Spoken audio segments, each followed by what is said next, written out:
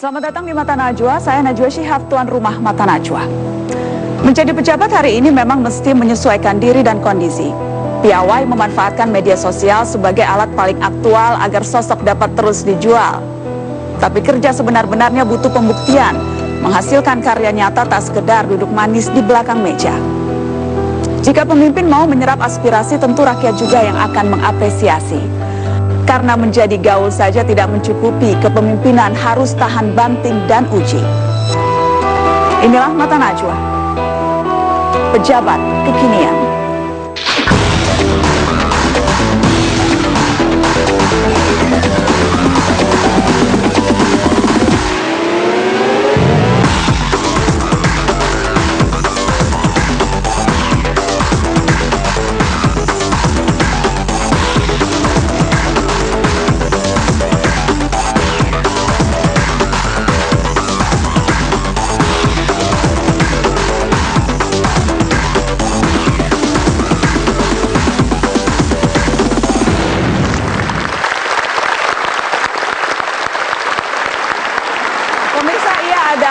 Wali kota paling eksis di media sosial seperti Twitter, Facebook, dan juga Instagram. Follower Twitternya 1,3 juta. Ia juga memanfaatkan media sosial untuk berkomunikasi dengan warga. 3 tahun Ridwan Kamil menjadi wali kota Bandung, Jawa Barat. Sejumlah ruang interaksi publik hadir di tengah kota. Emil, sapaan akrab Ridwan Kamil, memoles taman-taman tematik. Banyaknya ruang untuk interaksi publik membuat indeks kebahagiaan kota Bandung naik ke 70,6 di akhir 2015. Emil mengklaim warga Bandung menjadi warga yang bahagia. Emil berupaya transparan. Sejak 11 Desember 2015, Bandung punya portal Data Bandung, berisi informasi pemerintahan dan administrasi kota. Tapi sudah beberapa bulan portal ini masih minim informasi. Meski begitu, upaya transparan ini mengerek peringkat prestasi ke urutan 3 dari sebelumnya ke-17 di Jawa Barat. Rapor juga bagus untuk pelayanan publik dan kinerja birokrasi menjadi urutan pertama nasional dari sebelumnya urutan ratusan di 2013. Di sisa masa jabatannya 2 tahun lagi, Kang Emil masih dihadapkan pada beberapa problem klasik kota Bandung, terutama kemacetan dan banjir.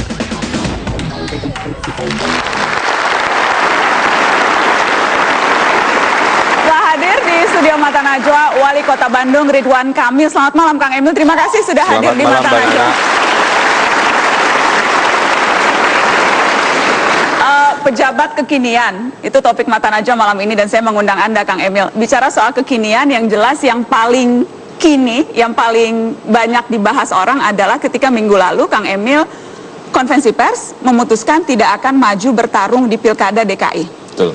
Seberapa sulit sesungguhnya, jujur malam ini setelah seminggu lewat Kang, seberapa sulit sampai pada keputusan itu? Ya, saya nggak bisa memutuskan hal-hal besar dengan secepat kilatnya. Saya harus berhitung, saya harus bertanya, dan saya harus menghormati aspirasi. Jadi waktu digadang-gadang menjadi calon gubernur DKI itu undangan banyak sekali. Dari warga-warga Jakarta, organisasi, kemasyarakatan, tokoh-tokohnya, Bapak Presiden, Pak Prabowo, Ketua DPR, MPR, DPD. Heboh. Yang menunjukkan antusiasme nasional itu luar biasa terhadap urusan Jakarta. Membuat GR kan? GR ada. Tapi GR-nya juga kalkulatif ya. Karena hasil survei yang masuk ke saya itu kan, saya di bawah Pak Ahok. Dan nggak terlalu susah untuk ngejar. Karena saya belum membuat pengumuman lah ya.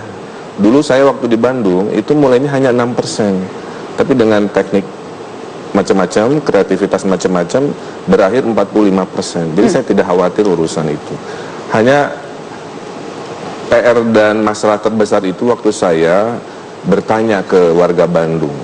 Nah, hampir 90% hasilnya menyatakan warga Bandung tidak rela saya pergi sebelum menyelesaikan masa jabatan. Jadi pertimbangan utama itu? Itu. Puncaknya saya berdiskusi dengan keluarga. Bagaimanapun saya manusia berkeluarga, yang jatuh bangun saya ada juga dukungan dari mereka, terutama ibu saya dan sebagainya. Dan kesimpulannya sama. Saya ini baru memulai jadi pejabat yang melayani publik, bukan periode kedua. Periode pertama pun belum selesai, baru 2,5 tahun lagi. Dia kalau 2,5 tahun tiba-tiba loncat lagi ke tempat lain yang saya punya track record pejabat yang tidak selesai. Beda halnya kalau sudah satu periode, sudah banyak janji-janji yang deliver. Ini kan baru periode pertama. Jadi kesimpulannya saya melakukan keputusan akal sehat. Akal sehat mengatakan begitu. Akal sehatnya seperti itu. Kang Emil, tapi saya ingat saya menonton konferensi pers Kang Emil ketika itu, dan ada kalimat yang membuat saya bertanya-tanya, khususnya kalimat yang ini kita dengarkan cuplikan ketika Kang Emil konvers soal keputusannya tidak maju di Jakarta berikut ini. Saya maju ke Jakarta, tapi tidak sekarang, kira-kira begitu. Alias saya tidak akan maju menjadi calon gubernur DKI 2017. Pertimbangan terbesarnya hanya satu, tugas saya belum selesai di periode pertama gitu. Kalimat awal, maju di Jakarta tapi tidak sekarang. Tidak sekarang. Itu artinya kapan? Itu artinya menunggu apa? Jadi sekarang lagi mengumpulkan bekal politik. Saya dulu sebelum jadi wali kota Bandung, saya itu arsitek. 80% proyek saya di Jakarta. Saya dulu penasihat gubernur dari zaman Pak Fauzi Bowo untuk bidang arsitektur. Jadi semua bangunan-bangunan besar yang masuk ke Jakarta diperiksa oleh saya dan tim, kan begitu. Jadi saya tuh hafal Jakarta. Saya punya karyawan tukang ojek dulu sebelum ada Gojek kan ya. Untuk menunjukkan saya sebenarnya hafal Jakarta. Tapi poinnya itu, kalau pertanyaan tadi terjadi, tidak sekarang, itu maksudnya nunggu 2000. Artinya kalau tugas saya di Bandung selesai, kesempatan itu datang lagi, pasti dengan mudah saya ambil keputusan iya. Karena Jakarta dan Bandung ini problemnya sama, mirip-mirip lah. Dengan skala yang berbeda. Masalah banjir dengan skala yang berbeda. Kami penduduknya 2,4 juta, Jakarta mungkin lebih di atas 9 juta ya. Cuma 60% warga Bandung itu di bawah 40 tahun, bedanya itu. Makanya dominasinya belum menikah alias jomblo itu ya faktual gitu. Karenanya wali kota Bandung tuh merangkap Bapak Jomblo Nasional tuh karena itu. Kang Emil, tapi saya ingin tanya, ambisi politik untuk jabatan publik yang lebih tinggi itu Anda miliki? Jadi gini, alasan pertama saya jadi wali kota Bandung itu 80% karena saya kesel. Saya dulu arsitek, saya ngerjain proyek di Cina, di Timur Tengah, jadi penasehat wali kota sana sini, kota sendiri berantakan. Jadi motivasinya itu bahwa nanti setelah saya menunjukkan kinerja, ada karir terbuka, naik ke atas atau balik lagi jadi arsitek, bukan sesuatu hal yang menakutkan kan begitu. Jadi berarti ya, jawabannya ya. Mungkin saja ada ambisi politik lebih. Ya, jawabannya selain menjadi wali kota. Betul, jawabannya nanti menjelang akhir baru saya bisa melihat peta itu serealistis apa gitu. Baik.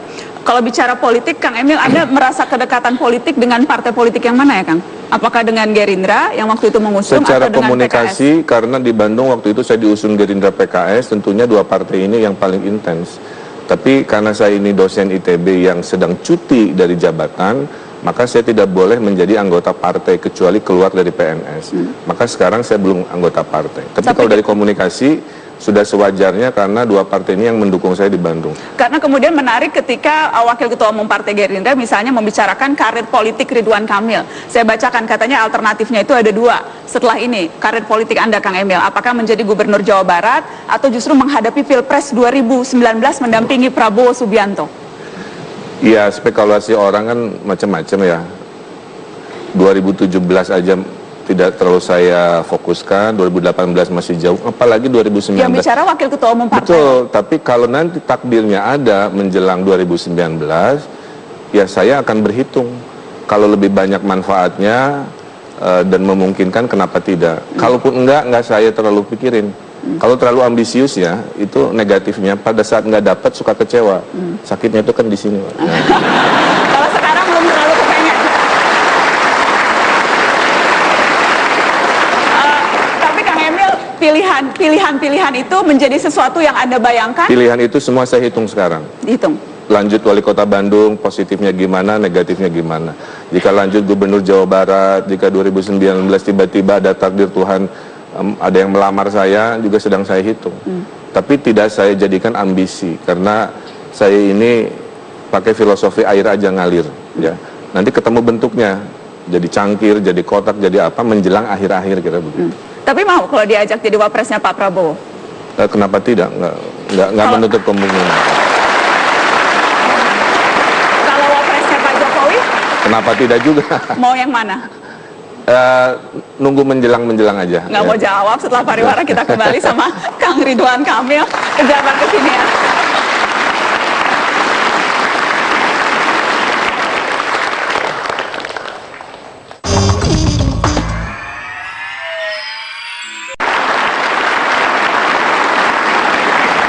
Terima kasih Anda terus di Mata Najwa. Saya bersama dengan Wali Kota Bandung, Kang Emil, Kang Ridwan Kamil. Kang Emil, 2,5 tahun jadi wali kota.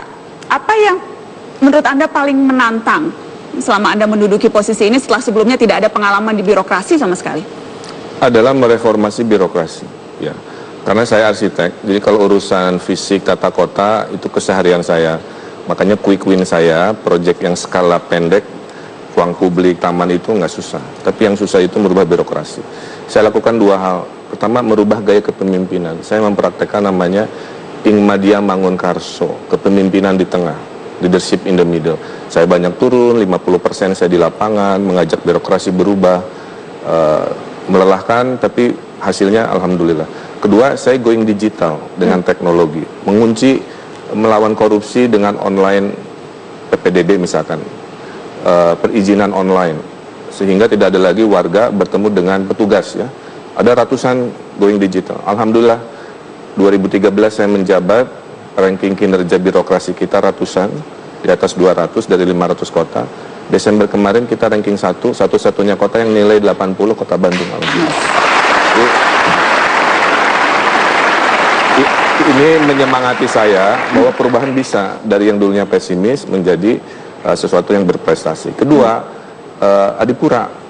Setelah 17 tahun nggak dapat Adipura, kan kayak nunggu jodoh ya, tiap lebaran nggak datang gitu kan. Kali 17 tahun kangennya kan seperti apa. Nah, tiba-tiba selama 2 tahun kami rubah. Warga Bandung sekarang saya ubah pola pikirnya, kalau ada sampah dia pungut. Maka ada gerakan pungut sampah Senin, Rabu, Jumat. Peraturan denda-denda saya tegakkan.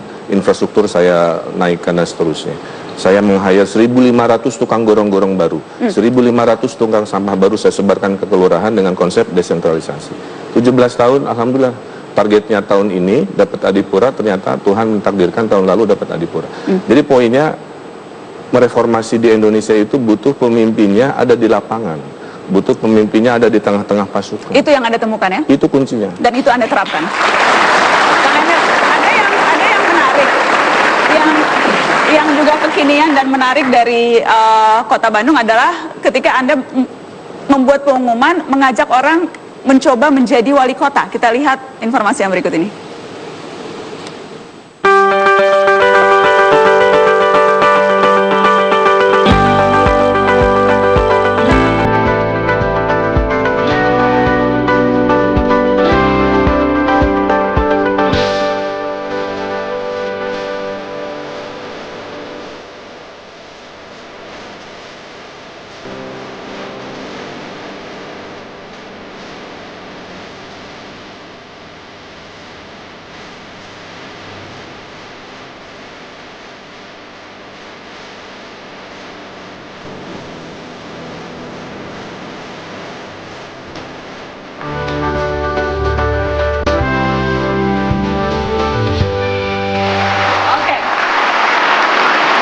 Cita-citanya apa ini Kang Emil? Apa maksud dan tujuan cita-citanya? Nyari teman untuk menemani sehari-hari? Nilai paling hebat orang Indonesia, khususnya warga Bandung, adalah kolaborasi, semangat volunteerism, semangat ingin berbagi.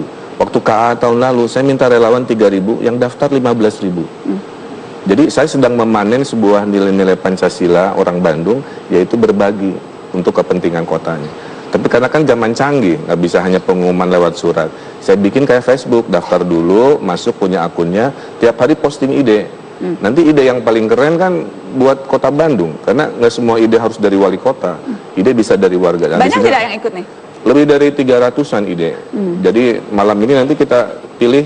Bisa dipilih malam ini ya? Bisa malam bisa di Mata ini Najwa ada, dipilih? saya pilih 2, satu malam ini dan satu di tanggal 15 lah kita pilih. Oke, jadi nanti yang terpilih ini kan akan menjadi wali kota sehari. Jadi dia akan nemenin saya dari pagi. Jadi ajudan maksudnya nemenin? Enggak, ikutan berdiskusi, ikutan Oke, ngambil bukan disuruh-suruh keputusan. kan? Semua boleh berbagi kecuali istri nggak boleh. Nah, Nah, tadi tugasnya apa dulu nih? Hah? Udah ngasih ide, tugasnya apa kalau jadi wali kota? Nah, artinya dia akan mengeksekusi gagasannya itu. Saya sedang melatih warga, your city is your responsibility. Kotamu tanggung jawab kamu, bukan tanggung jawab pemerintah. Yang mengubah dunia ini ada 4. Pemerintah dengan political power, pebisnis dengan capital power, civil society dengan social power, yang keempat adalah media dengan information power. Jadi sekarang saya lagi melatih civil society supaya bertanggung jawab, punya masalah, kasih gagasan dong. Jadi cuma sehari nih nemenin Kang Emil? Ya kalau 2 hari kasihan dianya juga. Oh gitu. Ya. Sehari dapat digaji nggak? Paling saya kan ada punya uang operasional. Nanti saya tanya ke dia butuh duit nggak gitu. Oh, buat itu. Jadi boleh ya saya minta diumumkan dong? Boleh. Boleh diumumkan ya Kang? Udah saya pilih oleh tim juri 1 ya. Gitu ya, 1 orang diumumkan di Mata Najwa siapa yang akan menemani Kang Emil. Mulai kapan nih Kang?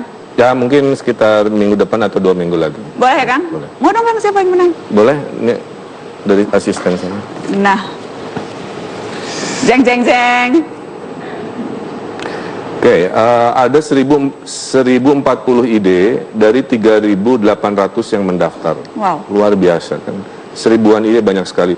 Dan terpilih user paling aktif adalah Heru Chandra Dewanto. Heru Chandra Dewanto. Jadi kalau Mas Heru lagi nonton acara ini, selamat, siap-siap menggantikan saya sehari. Ketahuan nggak idenya apa tuh? Nanti nggak disebutkan.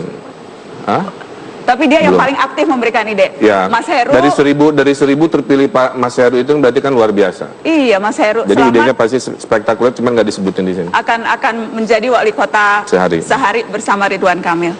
Baik. Kasih tepuk tangan lagi dong untuk Mas Heru. Mudah-mudahan pas nonton Mata Najwa ya, Mas Heru. Kang Emil, tapi Anda ini tadi Anda manfaatkan lewat cara digital. Keaktifan Anda di sosial media, apakah lewat Twitter, lewat Facebook, lewat Instagram, ketika kemarin mengumumkan jadi tidaknya ikut DKI juga Anda menggunakan channel itu. Kita ada cuplikan berbagai aktivitas Ridwan Kamil di media sosial yang berikut ini.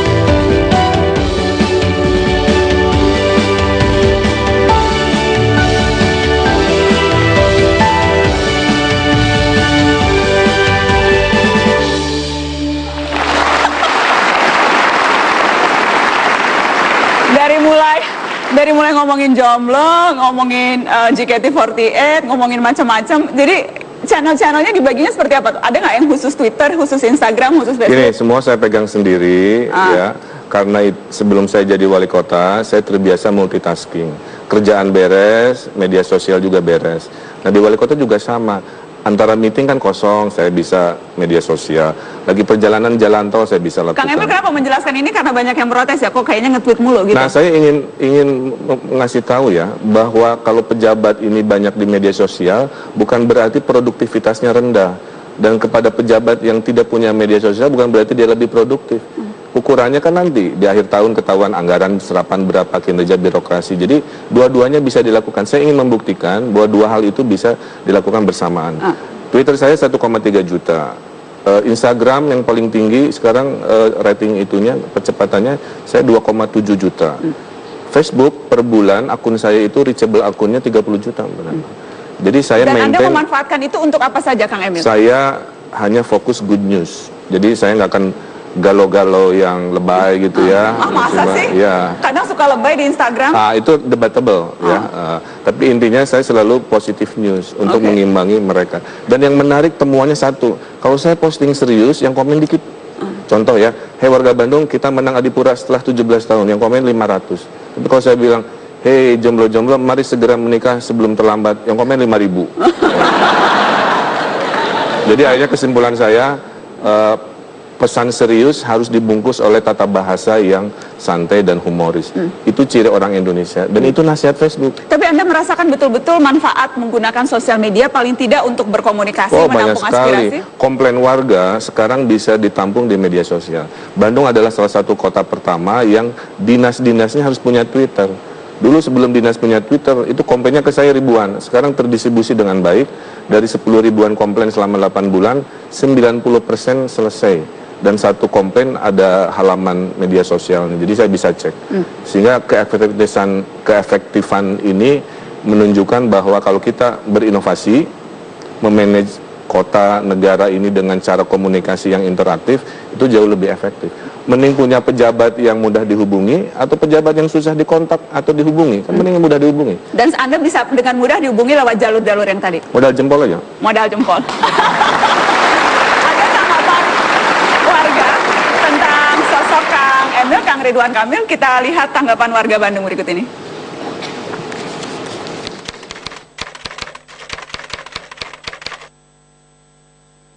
Kalau menurut saya kinerja Wali Kota Bandung sudah baik.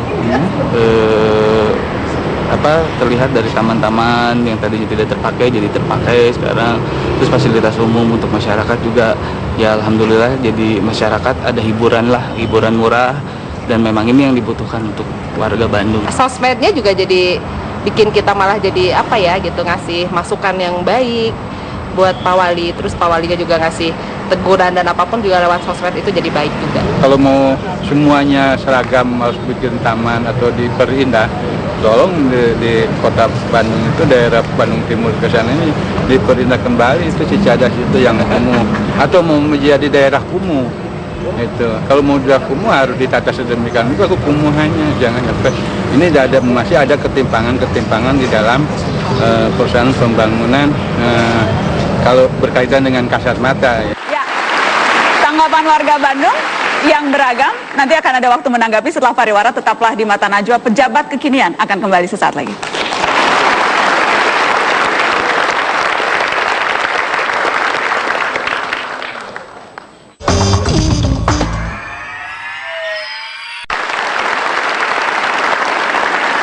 Pemirsa, mari kita ke Jawa Tengah. Ada gubernur yang kerap menyita perhatian dengan gayanya yang dekat dengan warga. Media sosial ia jadikan salah satu sarana.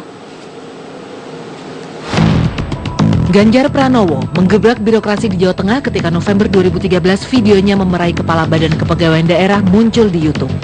Gara-garanya Ganjar tidak menemukan pegawai di ruang des pemantauan penerimaan calon PNS. Ganjar kembali marah-marah ketika sidak di Jembatan Timbang 2014. Kali ini ia menduga ada praktik suap di Jembatan Timbang. Setelah 3 tahun menjadi gubernur, gebrakan sidaknya berhadiah penghargaan Satya Lencana Karya Bakti Praja Nugraha. Ia dianggap kepala daerah yang berhasil memperbaiki penyelenggaraan pemerintah dan membangun kesejahteraan rakyat. Gubernur Ganjar punya moto "Mboten korupsi, mboten ngapusi", tapi dia masih punya pekerjaan rumah. Data ICW per September 2015, di Jawa Tengah masih ada 19 kasus korupsi dengan total nilai 94,4 miliar rupiah. Ganjar Pranowo berjanji masih memperbaiki masalah-masalah jalan rusak, korupsi, dan kemiskinan. Melalui budaya rembugan, dia berharap kinerja birokrasi bisa diperbaiki. Pengaduan warga juga dipermudah, salah satunya melalui website resmi Provinsi Jawa Tengah.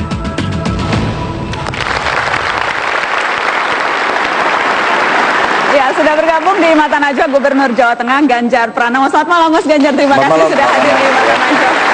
Sehat-sehat Mas Ganjar? Sehat-sehat? Alhamdulillah. Tadi pagi sempat lihat kemeriahan gerhana atau sempat enggak, ya? Melihat di televisi? Pondok Pesantren di As-Salam di Solo. Di Solo pagi ngintip dulu di sana bareng-bareng pagi-pagi jam 6 lah kira-kira. Rame anak-anak pada ngeliat semuanya. Terus habis itu? Habis itu naik sepeda dari Solo ke Tawangmangu. Oh ya? Berapa jauh itu Mas? 60 kilo lah. Wah, sudah biasa ya Mas? Ya, naik sepeda itu? Biasa biasanya. Dulu di Bandung sama Kang Emil ya 120 kilo ya? Iya, kurangnya. Siapa yang bonceng? Ya, nggak ada. Oh, masing-masing sendiri.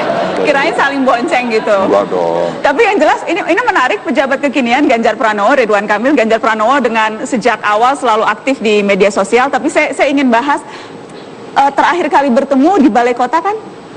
Iya, bertiga sama Pak Ahok. Bertiga dengan Pak Ahok. Iya. Ini ada cuplikannya ketika Ganjar Pranowo, Ridwan Kamil, dan Karena Ahok kami bertemu. bertiga bersahabat. Sudah ada kode-kode bersahabat. Betul atau tidak? Kita lihat dulu cuplikannya yang berikut ini. Tweet kami ini kutipable, betul bahwa kutipan itu informasi resmi, mau di Facebook, mau di Twitter. Jadi kalau orang bilang pejabat nge-tweet itu alay atau tidak layak, paradigmanya jadul banget. Dari Pak Buktinya Ganjar? kami bertiga, kalaupun ada berita di medsos ngapain, kerjakan tetap jalan terus. Dari Pak Ganjar dan Pak Ahok ada nasihat nggak untuk membina hubungan yang baik gitu orang kepala daerah? Enak aja. Dengerin ya. Waktu kali jodoh dia gusur, itu Bu Mensos bilang loh, nanti akan kita pekerjakan di Jawa Tengah. Jawa Tengah bilang welcome. Jadi apa itu Pak? Apa? Enggak, menyelesaikan persoalan Jakarta tidak sendiri, Bandung tidak sendiri, Jawa Tengah tidak sendiri. Tapi kalau kita bisa bersinergi bertiga, persoalan Bandung itu ya bisa menjadi persoalan Indonesia kan, persoalan Jawa Tengah, persoalan Jakarta bisa Indonesia kan. Nah kalau kita spiritnya merah putih, apa yang menjadi persoalan kawan-kawan ini, ketika itu warga negara Indonesia kan wajib kita lindungi. Dan sebaliknya, inspirasi di Bandung bisa jadi inspirasi Indonesia. Oh iya, inspirasi reformasi Bandung. di Jakarta Iya, jadi sama kan? saling belajar. Saling mendukung, tidak ada unsur kompetisi sama sekali. Saya membayangkan para pemimpin daerah itu ya saling mendukung, tetapi mungkin saja kan ada rasa kompetisi. Daerah saya harus lebih baik, saya harus lebih menonjol, saya harus lebih sering, saya harus lebih terlihat merakyat. Mas Ganjar? Iyalah, kita ngobrol sebelumnya ya, tapi rahasia ya. Apa nih? Saya mau tahu yang rahasia. Enggak, masa rahasia diomongin Nggak apa-apa gitu. lah. Jadi di dalam itu kita sebelumnya bicara, share apa yang bisa dibagi dari pengalaman masing-masing. Ya, pengalaman Bandung sebagai kota, pengalaman Jakarta yang istilah saya Jakarta itu bukan gubernur ya, wali kota besar. Gubernur enggak, wali kota enggak, jadi wali kota tapi besar. Ini kok merendahkan posisi gubernur Jakarta? Tidak dong, kan dia khusus undang-undangnya. Tidak merendahkan, justru meninggikan wali kota besar. Ini kalau kan. politisi ngomongnya gitu. Enggak, kan wali kota tapi besar. Oh, kan? Itu kan meninggikan dan membesarkan. Nah kalau saya kan enggak. Saya, Kang Emil berapa penduduk? 2,6 juta siang. 2,6 juta, luar biasa. Ahok berapa? Lebih di atas 10. 10, luar biasa. Jawa Tengah? Cuma 35 juta. 35 juta. Ini saya juta. membacanya, ini berarti memang masalah Jawa Tengah dibandingkan dengan masalah wali kota Bandung atau gubernur Jakarta itu jauh lebih berat masalahnya Ganjar Pranowo. Itu kan maksudnya? Kan kelihatan saya sampai ubanan gini kan. Ini ada teman-teman dari Jawa Tengah juga kita melihat, kita mikir tiap hari ada persoalan uban tumbuh 13, satu selesai tumbuh 13. Tapi kita belajar dari teman-teman yang punya apa ya nilai kompetisi untuk memperbaiki Republik kan baik kan ya. Kita melihat pengalaman teman-teman dan kemudian kita berbagi. Itu sebelum kita bertiga di luar kita ngobrolin soal itu. Soal itu? Iya. Jadi rahasianya itu. Tapi yang tadi menarik di awal ketika Kang Emil bilang apapun yang disampaikan di sosial media itu semuanya kutipable. Ya, fenomena ini terjadi setahunan lah. Dulu orang ngasih informasi ada press release, ada press conference, diwawancara di radio, di koran. Sekarang kita nge-tweet atau posting di Facebook dikutip juga, jadi berita. Nah, fenomena baru ini kami pahami sebagai pejabat publik, maka kami berhati-hati. Setiap ngasih tweet atau itu pasti akan dikutip. Jadi dengan kesadaran kita tahu konsekuensi. Tapi itu berarti jaminan bahwa apapun yang keluar di media sosial yang dipegang, yang akunnya Ganjar Pranowo, akunnya Ridwan Kamil, itu semuanya memang murni. Betul, yang penting itu tidak berbohong. Maksudnya tidak titipan ajudan gitu Mas Ganjar? Enggak lah, ajudan saya tuh nggak bisa pakai Twitter. Malah ajudannya malah lebih canggih gubernurnya ya? Kalau kita nggak lebih canggih nggak kepilih ya. Jadi semuanya buktinya jempol ya? Iya. Saya orangnya tidak skeptis, jadi butuh pembuktian, Kang Emil, butuh pembuktian Mas Ganjar bahwa itu bukan admin, itu betul-betul jempol sendiri. Ini kan lagi live di Mata Najwa. Apa nih? Mau bukti apa nih? Mau bukti dong, live tweet di Mata Najwa, betul nggak? Nantang ini. Oke. Bener ya? Iya. Apa nih? Kita selfie aja. Sambil sekalian, kalau gitu gini aja. Kita selfie. Oke. Terus kita kirim. Dikirim. ke akun Mata Najwa. Jadi ada interaksi juga, pemirsa Mata Najwa juga bisa melihat dan mention dari foto selfie ini apa sih kira-kira yang terbayang, apakah betul saling mendukung atau ada unsur kompetisinya? Ke situ aja ya? Di mana? Situ Dibuat meme ya? Backgroundnya mereka Enggak. Backgroundnya penonton. nanti jangan. Nah, Ini terlihat. kalau backgroundnya mereka, nanti kan mereka juga masuk TV. Ya begini. Ini berarti Jadi sudah begini, terbiasa lihatnya begini. selfie. Jadi mereka Oke, kelihatan. ya. Oke. Mereka dada-dada. Dada-dada ya? Oke. Bentar dulu. Tar. Bentar, Kang. Ini bener ya? Udah siap. Sini. Saya di Nana mana? tengah dong. Aku di tengah ya? Oh iya, Kang Emil dulu. Oke. siap. Tangannya gitu. Tangannya. Oke. Ya. 1, 2, 3. Oke. Oh, sekali lagi. 3. Oke. Gantian. Yes. Lah, Oh, belum. Kalau selfie dibalik. Tar. Nah, ini mencurigakan nih. Oke. Kita kan biasanya objek selfie. Gini ya? Oke. Gini deh. Loh. Tenang aja. 1, 2. Senyumnya nggak bagus lah aku. Oke. Oke. Coba jadi di tweet. Langsung di-tweet Ini ya. bukti mention. Oke. Jadi tolong di tweet mention akun Mata Najwa, dan siapapun yang menyaksikan Mata Najwa malam hari ini silahkan langsung ke Twitter Mata Najwa, nanti akan di tweet oleh 2 pejabat kekinian ini. Bikin meme dari foto itu. Apa yang terlintas di benak Anda? Akan ada hadiah khusus dari Mata Najwa untuk Anda yang Kita. nanti dapat honor. Kalau pejabat dapat honor. Kalau pemirsa nanti akan dapat hadiah menarik dari Mata Najwa. Kita break, kita kembali sesaat lagi.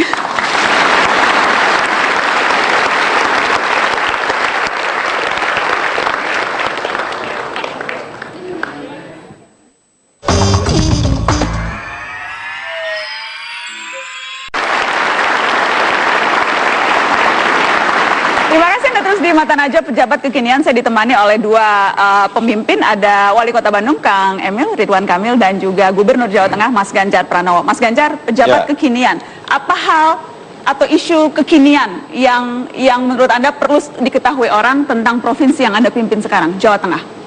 Kalau kita ngelihat sih kemarin hari ini saya agak kecapean banyak investor masuk ke Jawa Tengah. Karena mungkin Jawa Tengah menjadi alternatif tempat yang bagus ya. Masyarakatnya oke, kerja. Bener loh.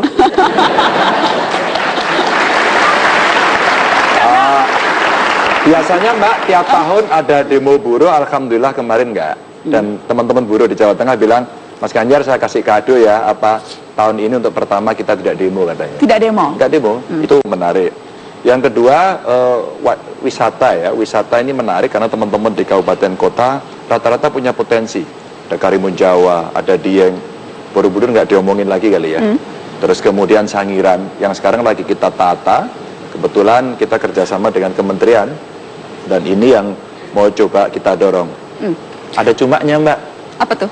Kalau rakyat banyak tanya ke saya, via Twitter itu infrastruktur masih butuh perhatian, dan angka kemiskinan di seluruh kabupaten kota kita masih ada 15 yang warnanya merah, sedangkan kabupaten kota kita 35.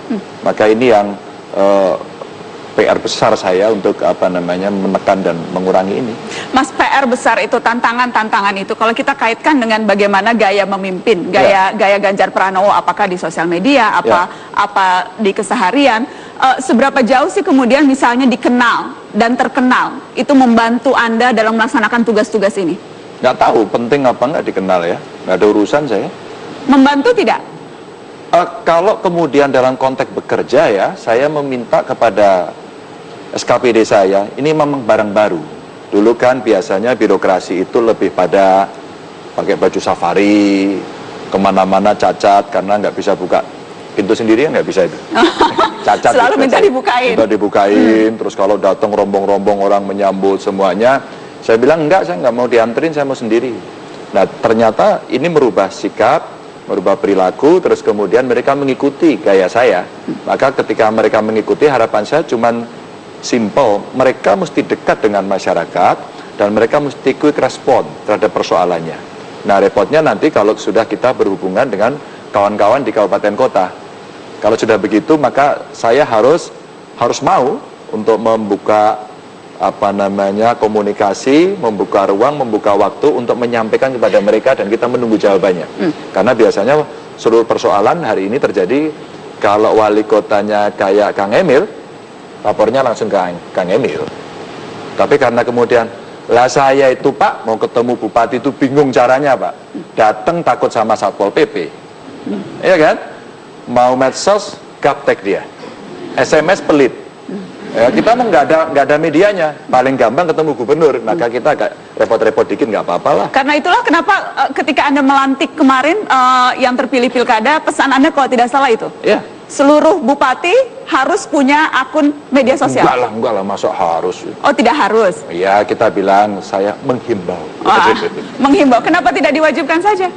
Begini, orang mewajibkan juga kita nggak bisa menyiksa, kadang-kadang mereka bisa berinovasi, punya gaya komunikasi yang berbeda. Tapi ya, pesan Anda spesifik itu?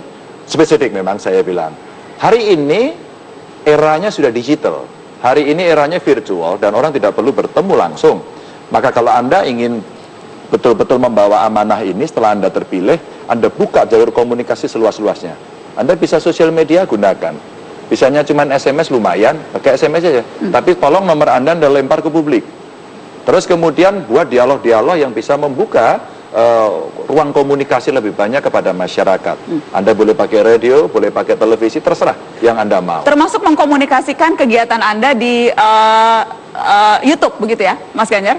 Salah satunya ada yang menarik di YouTube Humas Jateng, video yang ini, kita lihat yang berikut ini tentang Ganjar Pranowo. Nah, yang mana tuh? Wah, yang ngeri ini. Ngeri nggak ini?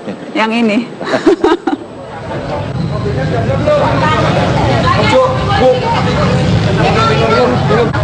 Yang lain turun cepat.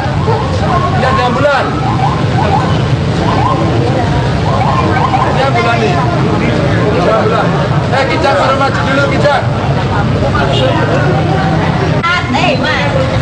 Mas Ganjar, itu belum lama ini kan? Belum lama ini dan sempat heboh ketika kemudian ada kecelakaan dan Anda kebetulan ada di jalanan dan Anda yang kemudian teriak-teriak meminta ditolong. Itu jadi Anda segala hal yang terjadi yang melibatkan Anda sebagai gubernur, apapun itu upload di sosial media, termasuk nolongin orang kecelakaan? Enggak lah, saya aja nggak tahu tuh yang masukin siapa. Yang memasukkan Humas Pemprov, Humas Provinsi Jateng. Ya barangkali.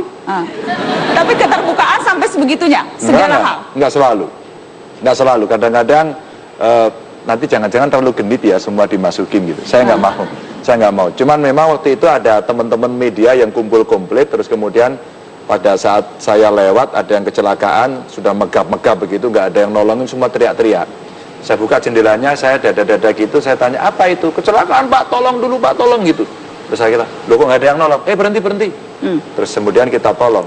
Saya tidak sadar aja kalau ada yang merekam itu. Malah saya baru tahu kalau ada itu. Baru tahu ya? Iya, gara-gara mata Najwa. Allah. Kita break dulu. Setelah Hebat News kita akan lanjutkan pejabat kekinian karena sebetulnya masih yang tadi kita akan komentari beberapa yang masuk lewat sosial media dan juga saya punya 2 panelis di Mata Najwa. Kita akan diskusi lagi setelah Headline News. Jangan kemana-mana, tetap di Mata Najwa pejabat kekinian.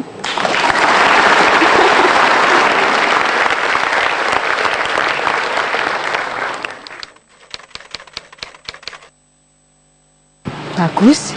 Ya. Bedanya komunikatif. Beda nggak sama kepala daerah yang lain? Ya kalau sama Bu Risma hampir sama. Busuk-busukannya juga sama. Ya itu. Kalau kinerja Pak Gub kita itu Bu, kalau Bu Yayu lihat kinerjanya bagus, transparan. Orangnya itu sama masyarakat itu lebih terbuka. Apalagi saya lihat di TV itu langsung lurah-lurah sama itu bisa berkumpul dan dimintai mana jalan yang rusak, yang mana yang mungkin butuh pengaspalan atau perbaikan, itu segera melaporkan itu. Lebih fokus lagi jadi untuk khusus Jawa Tengah. Apa yang harus difokuskan? Ya untuk daerah-daerah yang mungkin pinggir belum. Apa jalannya? Jalan, terutama jalan, terus izin atau apa gitu ya. Nah, jalan pinggir saya aja belum. Gimana tuh?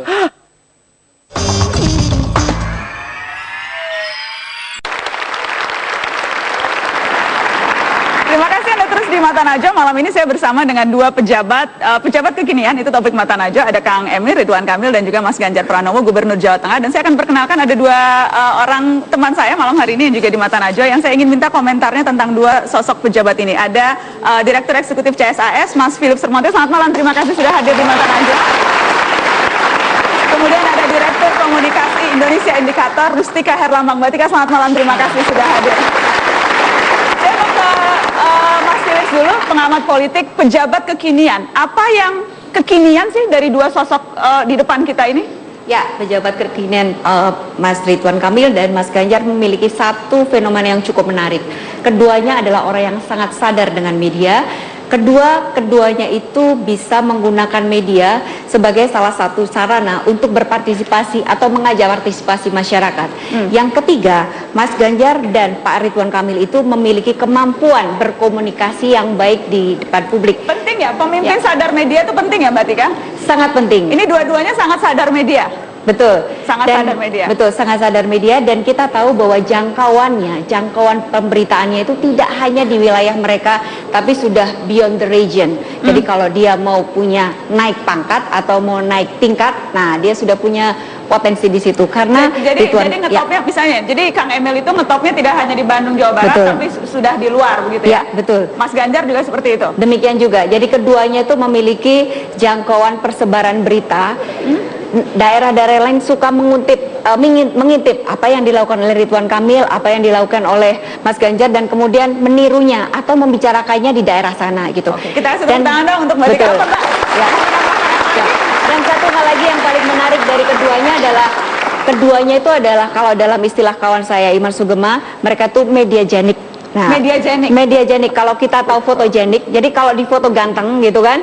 Jadi kalau di media darling itu kan, media darling bisa juga negatif, bisa juga positif. Tapi kalau mediagenik itu kalau ada di media tuh selalu nice, saya nggak tahu kenapa gitu. Nah, itu yang menyebabkan ketika kita bicara tentang Mas Emil ataupun Mas Ganjar, itu pemberitaan negatif itu hanya 14%, kecil sekali dibandingkan dengan pemberitaan yang lain gitu. Mediagenik. Betul, itu dia mediagenik kalau menurut saya.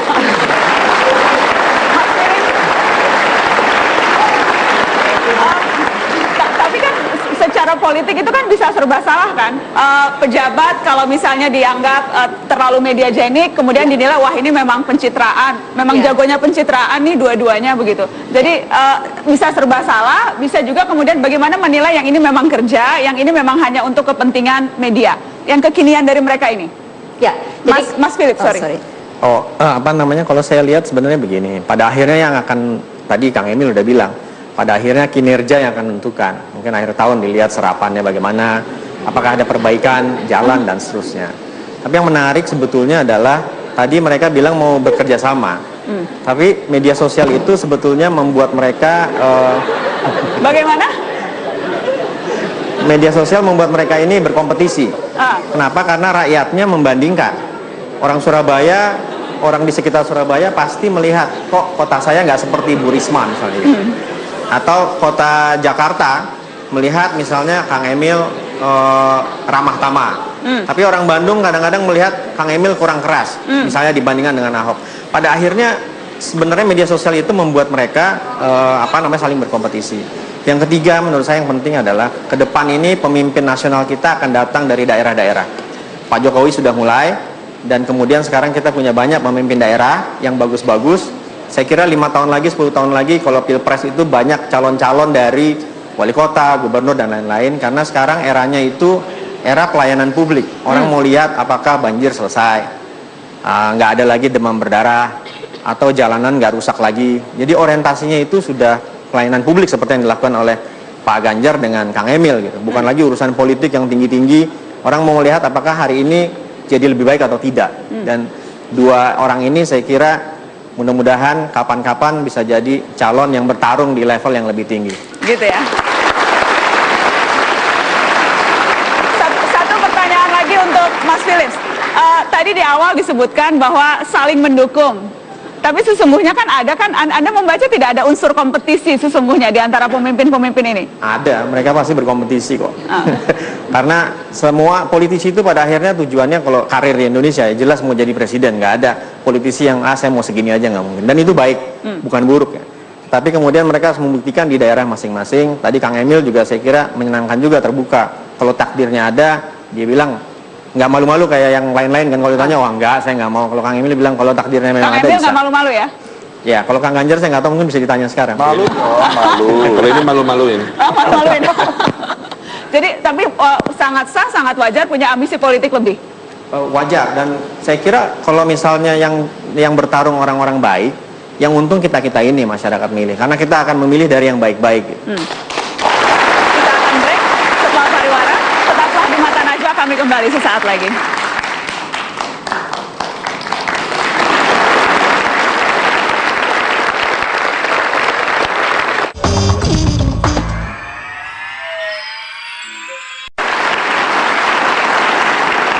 Ya, terima kasih Anda terus di Mata Najwa. Tadi pada saat sebelum headline news, kita sudah selfie bertiga dan sudah di-tweet di akun Mata Najwa. Sudah banyak yang retweet ya, Kang? 4.200 retweet. Widih, memang ini bukti bahwa memang reach-nya maksimal sekali, Kang Emil ya? 4.200 retweet, 4.300 likes. Gitu.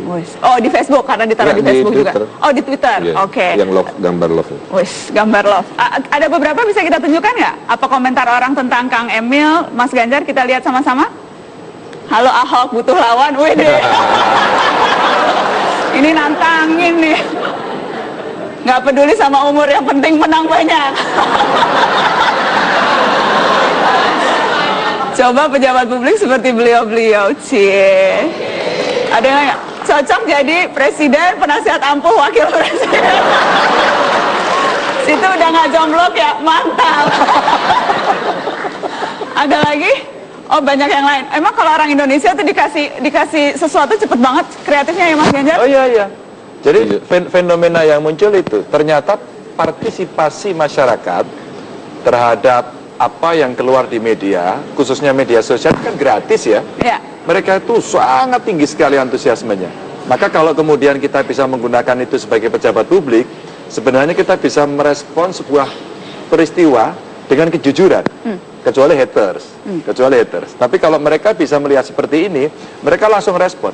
Artinya era dari yang sifatnya ya jadul kemudian bergeser menjadi era digital, masyarakat itu sudah dengan ikhlas mereka untuk ikut begitu.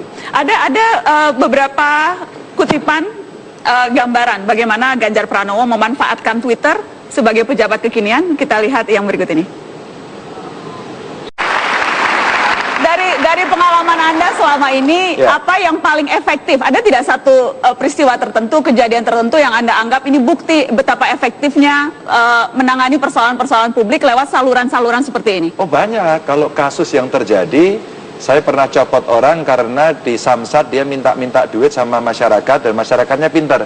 Pak, kami dimintain duit. Kalau memang ya kamu foto wajahnya. Jadi kayaknya fotonya dari bawah kayaknya gini dia. Gitu. Terus dikirim ke saya kontak pimpinannya dan kemudian pimpinan, ya Pak confirm, copot besok, copot.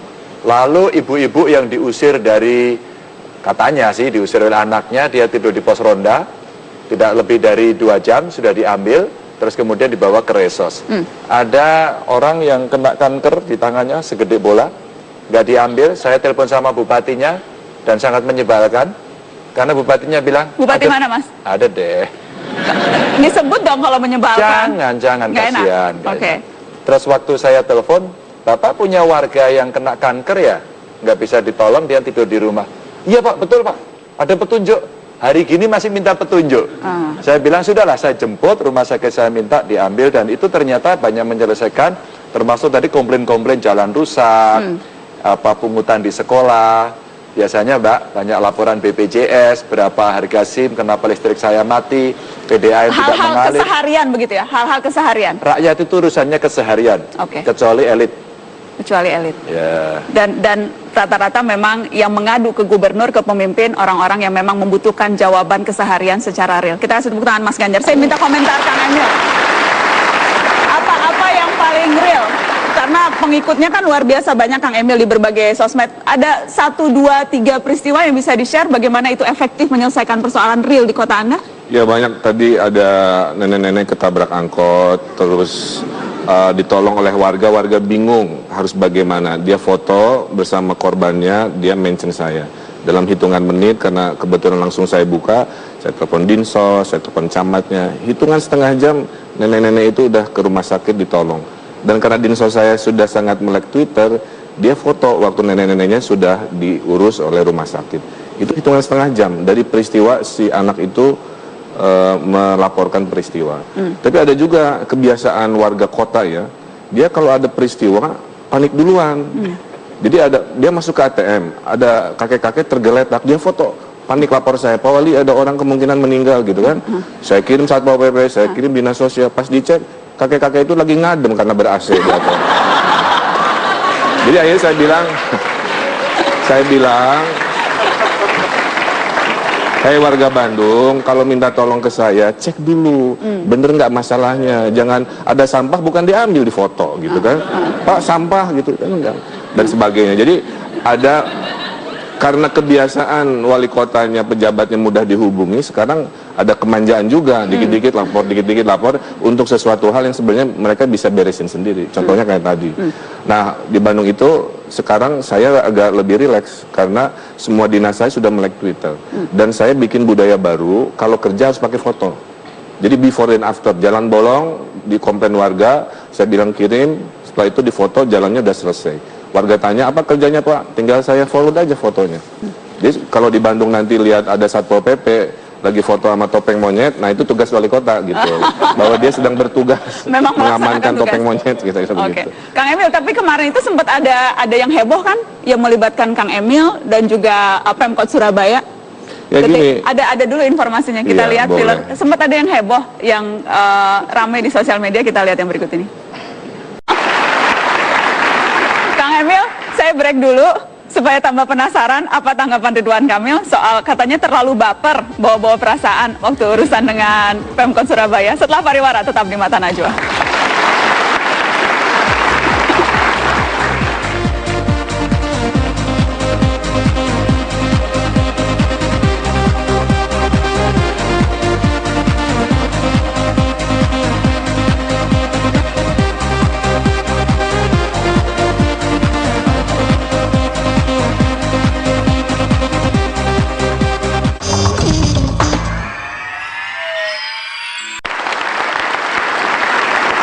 Pejabat kekinian, Kang Emil, betul kemarin itu terlalu baper bawa perasaan? Gini, dalam perspektif saya, menyelesaikan masalah itu bisa multi platform.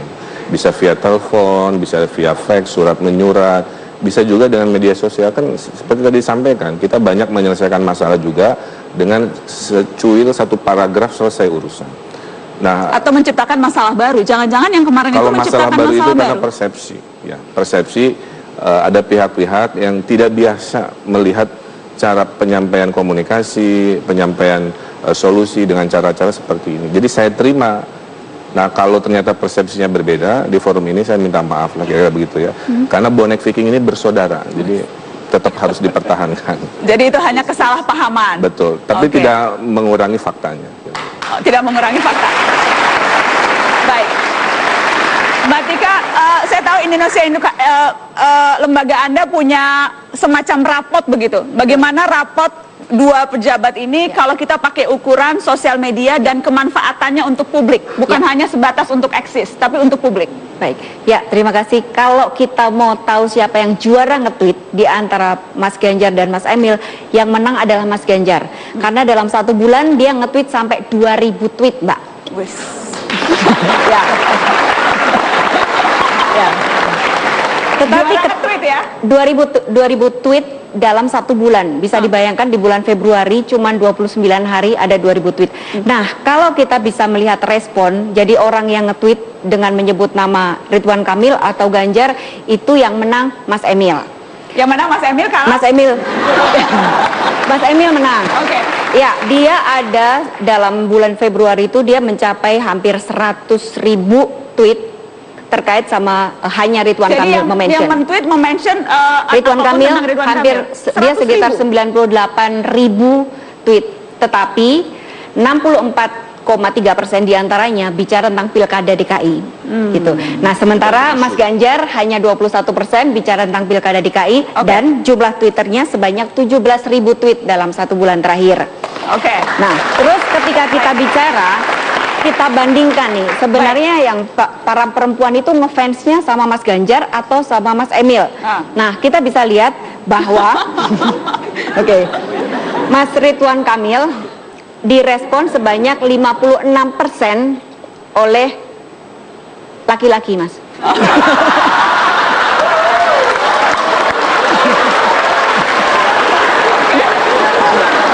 Ya, jumlahnya kira-kira 382. Ini kita nggak ada pretensi apapun, itu fakta jelas. Ya, jadi lebih banyak laki-laki yang suka Kang Emil. 382.000 akun. Hubungannya sama LGBT ya?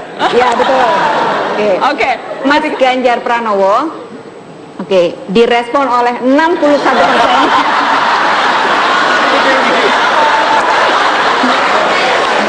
Akun laki-laki, dan itu terdiri dari 93.000 akun ya. Baik. Kemudian kita bisa bandingkan netizen yang merespon Mas Ridwan Kamil sama Mas Ganjar itu umurnya berapa. Apakah betul yang jomblo itu paling banyak merespon Mas Ridwan Kamil? Dan jawabannya adalah 54,6% yang mengetweet Mas Ridwan Kamil itu umurnya 26 sampai 35 tahun. Dan itu jumlahnya adalah 412.000 akun. Itu jadi rapotnya ya. Kalau kurang nanti setelah ini saya bisa langsung pertemukan untuk diskusi bagaimana cara menangani yang lebih banyak laki-laki tadi, Kang Emil dan Mas Ganjar. Waktunya sudah habis. Terima kasih Mbak Tiga, terima kasih Mas Fil, terima kasih para pejabat kekinian.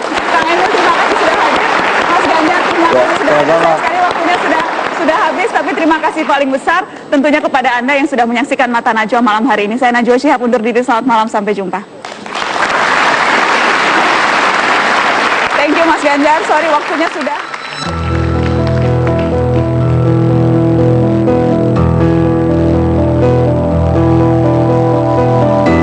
Pejabat masa kini harus siap menghadapi kritik dan cercaan sana-sini.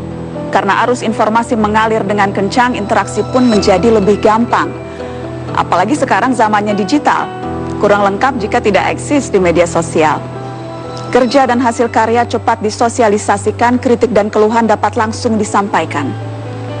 Persoalan real pun bisa langsung ditanggapi, birokrasi dipaksa sigap memberi solusi.